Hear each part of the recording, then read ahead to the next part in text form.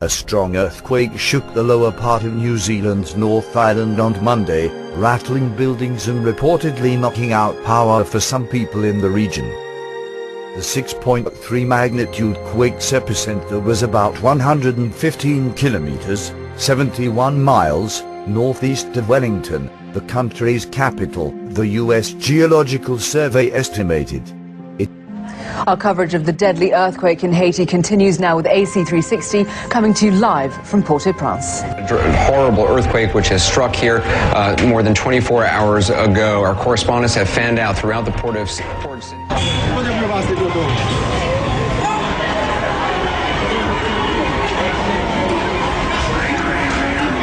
The immediate aftermath of the earthquake. But what a lot of people, I think, don't realize unless you are here, this was not a one-time earthquake. That this is not just something that occurred more than 24 hours ago.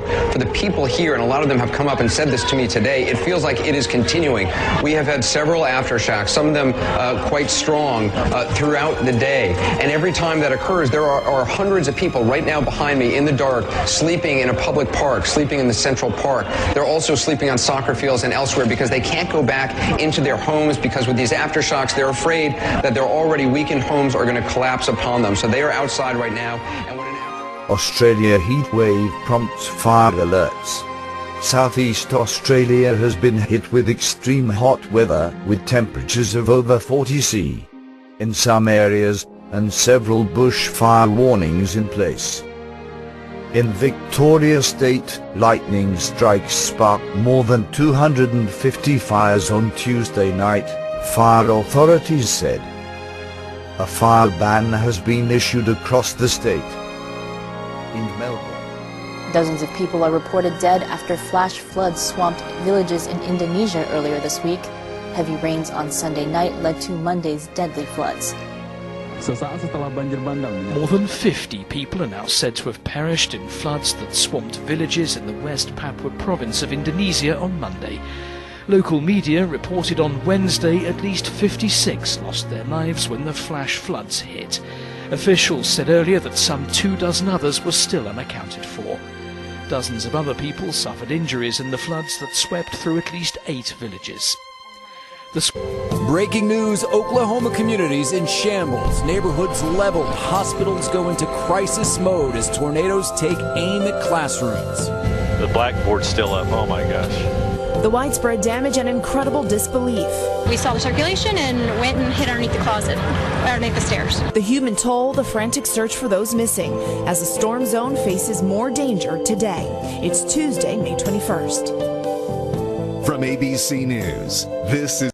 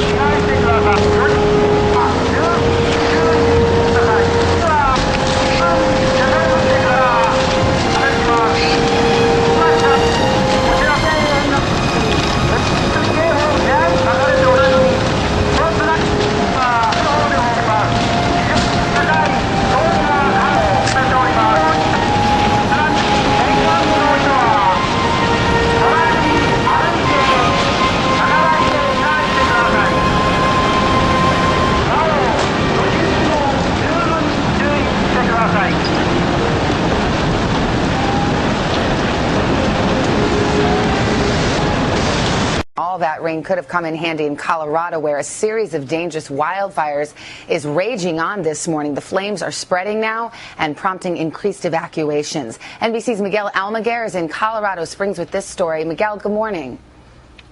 Savannah, good morning. Burning into its third day now, the Black Forest fire may have chewed up to 12,000 acres. It is unchecked, spreading out of control as we get our first up-close look at the damage.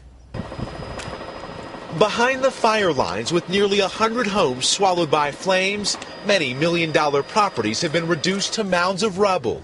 The damage outside Colorado Springs stretches block after block.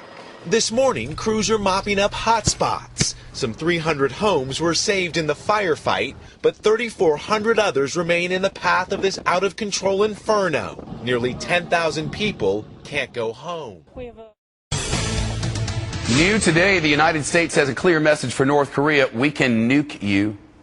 The Pentagon announcing today it flew a stealth bomber drill, dropping unarmed bombs over the Korean peninsula. This follows a similar drill earlier this week designed to show North Korea how quickly the United States can respond to any type of attack. It's the Defense Secretary Chuck Hagel's out front on this, too. He has just spoken. We're about to have that. First, though, this week North Korea announced it had put its rockets into strike position, and it came right out and warned that war could break out, quote, at any moment. Of course, the analysts say the North Koreans are unlikely to risk an actual attack, especially with the U.S. and South Korea conducting drills nearby. Still, North Korea has seriously upped the ante, cutting several critical military hotlines, threatening to nuke Washington, and tossing out its long-standing ceasefire with South Korea. Mula sa impapawid, natunghayan namin ang pinsala sa lalawigan ng Leyte. Pila sa gasolina, no? Mahigit 20 minuto na kami lumilipad dito, papalapit na sa Tacloban. Lahat ng dinaanan namin, lahat ng bahay, sira.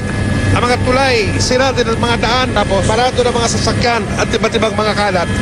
Tulad yan, wala nang makaraan dito sa lugar na to. Papunta pa lang ito ng Tacloban at yung iba naman papalabas at papalayo ng Tacloban. Ang nakikita nyo mga sasakyan na nakatigil ay patungong direksyon ng lungsod mismo ng Tacloban. Hindi na makausad. Panaka-naka dito may mga baradong mga daan, mga sirang mga bahay, mga sirang mga poste nakaharang. Kaya mga sasakyan nahihirapan na umusad. Ganito ang lakas ng hangin na may ilang oras humampas mula sa iba't ibang direksyon nung kasagsagan ng sungit ni Yolanda.